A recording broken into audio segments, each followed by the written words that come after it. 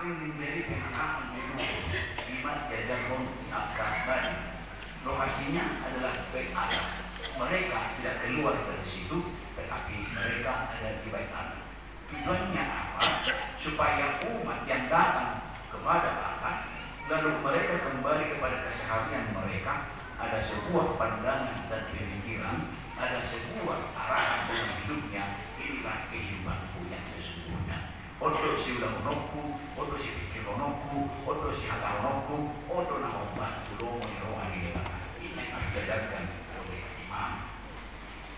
Kemudian Tuhan juga membangkitkan kehidupan raja, yaitu bagaimana supaya masyarakat yang berbagai-bagai jenis, yaitu berbagai-bagai suku, berbagai-bagai budaya, berbagai-bagai bahasa, berbagai-bagai latar belakang, lalu bersatu di bawah pengawasan sebuah daripada pemerintahan itu raja. Jadi marasi peotusong dan kelimarbada kesida, jalabui kesida hidup berdampingan, membantu hak masing-masing. Itulah yang dipakai Allah untuk memelihara yang itu.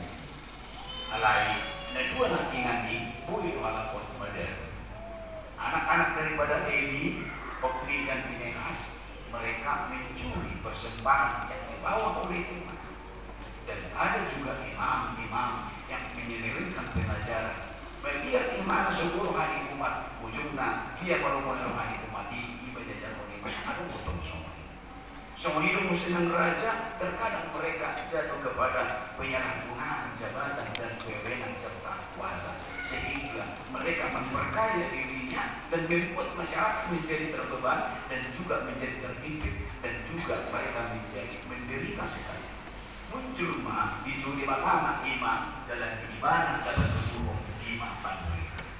Panuriran atau nabi ini dipakai oleh Allah untuk mengingatkan yang dua ini. Bagaimana supaya mereka kembali kepada religi yang sesungguhnya. Asamarga dan nasida, somot dia nasasi tongka dan kelamu di mana. Supaya raja memimpin umat itu tanpa bertiap-tiap.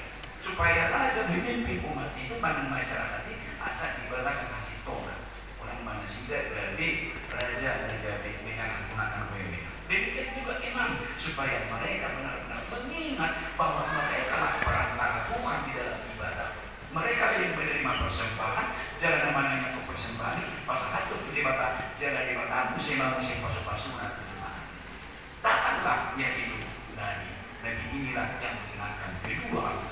Alainya di untuk muncul iman Nabi asal jelas. Mana Nabi warna Nabi palsu. Mereka ini akan memberikan pengajaran sekehendak apa daripada pimpinan. Dan biasanya mereka menerima sesuatu apakah itu kehidupan berkencan daripada raja itu. Alami hidup di zaman di negeri yang 450 nabi palsu berhadapan dengan Nabi Elia. Tetapi kalau Nabi Allah yang sesungguhnya, dia akan menerima atau dikatakan oleh Allah walaupun itu mengalami penderitaan mana orang apa dia untuk berdasar gunungan. Jadi betul harus dipakai di bangga di perantara di berdasar pergulung seperti dia lain masalah kita musik itu berbijak di sini di bangga tarik kok pedali tarik kok panuriran tarik kok berarti bagi ada ini seperti dia harus asal sesat untuk mereka. Sayangnya yang ketiga hal itu tadi ada yang memiliki kerjasama. Ini adalah orang ini iman dari Anus. Dari Anus menyuarakan dalam pasal 5 ayat 24 supaya keadilan bergulung-gulung dia seperti ombak yang berkejar-kejar dan seperti sungai yang selalu mengalir di si Anus. Alanya kritiknya mana pada saat ini memang benar-benar penguasa pada saat itu sudah memperkaya dirinya dan masa bodoh dengan penderitaan masyarakat. Dan masyarakat yang punya kesempatan dan hubungan kepada raja, mereka juga menjadi sesuatu kekuatan yang menumpas dan menghabisi dan mengintimidasi dan juga menindas dan mempermiskin orang-orang di sini. Alani di juri pertama imam panuriran Anus menyuarakan supaya keadilan itu berjalan di tengah-tengah kehidupan. Nah yang mainnya soal kedua di laut bersiar-siar banyak kasih tongani rohani gorani itu diajarkan oleh Anus. Karena pada saat itu terjadi ketidakadilan. Ada akibatnya bodoh dan Sebenarnya Nabi itu datang adalah untuk mengimbau, memberikan warning, memberikan peringatan. Tujuannya waktu udah sampai sana, sebuah pengalaman yang pahit di depan. Udah sampai jumpa, mana udah sampai terjadi sesuatu penderitaan yang terjadi di depan. Maka Nabi mengingatkan kedua hal tadi. Semenjak Nabi tengok di Jeremia, ada yang paling si Jeremia. Bahkan dia mati digergaji. Itulah Nabi Jeremia. Dia harus menerimanya. Dan apa yang dia katakan dianggap oleh nabi-nabi palsu. Gak mungkin bait Allah akan hancur. Gak mungkin bait Allah akan rontok. Gak mungkin orang Israel kalah karena Tuhannya yang Maha Kuasa. Akan mungkin orang warna Tuhan dan Tuhan alai anggo saudara Tuhan di mana? Orang Israel lo bangsa ini makanya sih alai kan orang sih menangi orang tadi di mana? Ujungnya ahlul amasa apa dikatakan oleh Nabi Jeremia terjadi mereka Ido namasa para Israel. Nabi nengok ni imat penuriran Amos. Nabi Amos pada nas yang datang kepada kita di hari nasa saja.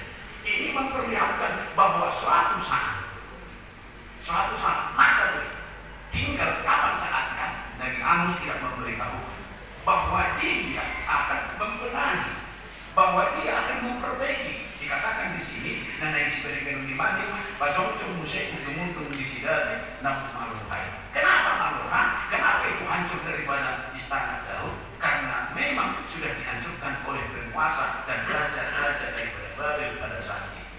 Perlu diketahui bahwa rumah daripada Daud itu adalah tempat dia berteduh, tempat dia menerima kenyamanan, dan tempat dia bersama dengan keluarganya untuk hidup sehari-hari.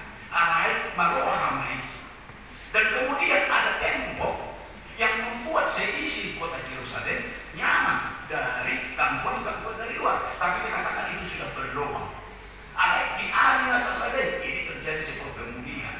Di hari Nasasade pada jumlah umat musik udung-udung di Silabi nama rohai jala poyok kupari akan nama bumi. Itu dikatakan artinya bahwa umat tadi yang sudah diingatkan oleh Nabi dan mereka sudah sedang mengalami penderitaan, tapi Tuhan tanpa dokter pengubahnya berpudi tahu.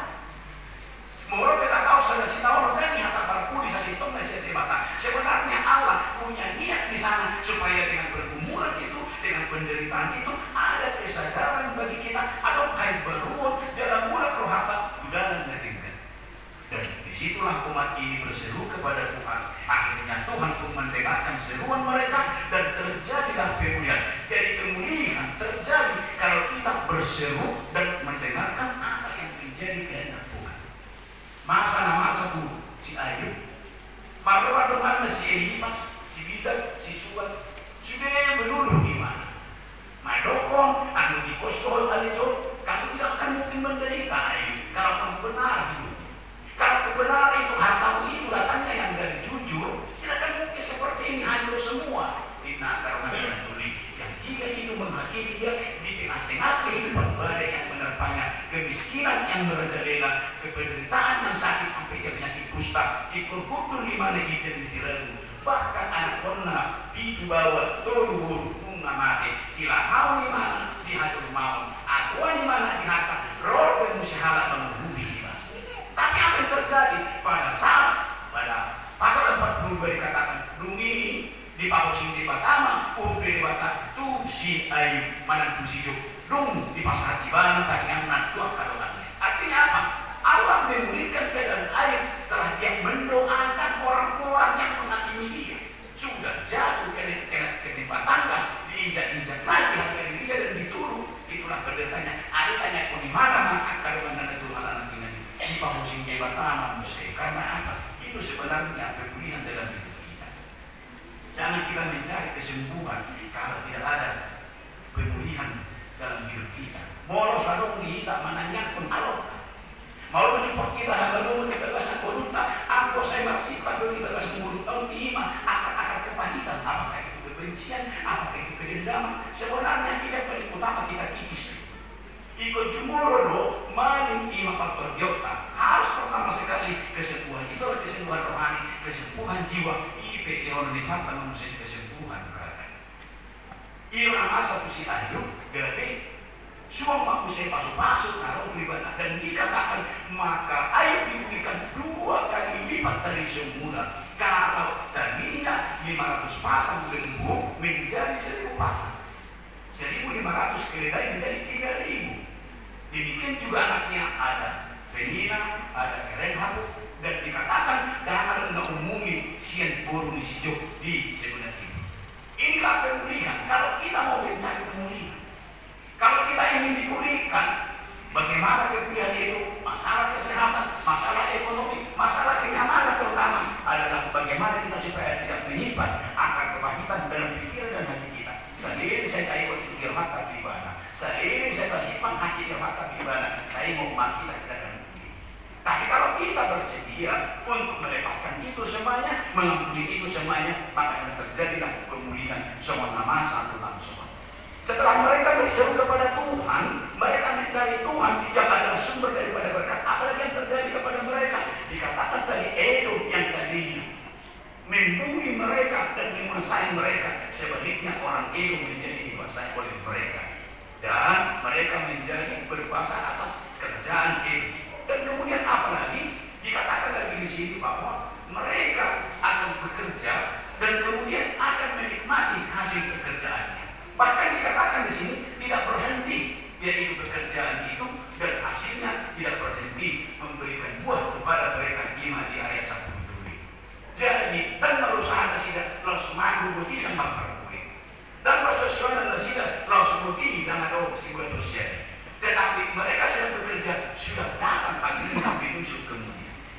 Itu nabi masalah di dewata pemulihan dengan sidang. Tadi pemulihan secara kenyamanan, kedua sekarang yaitu raga. Dan ketiga dikatakan di sini, demi itu menonton mafuda akan terbuat. Inilah pemulihan persekutuan.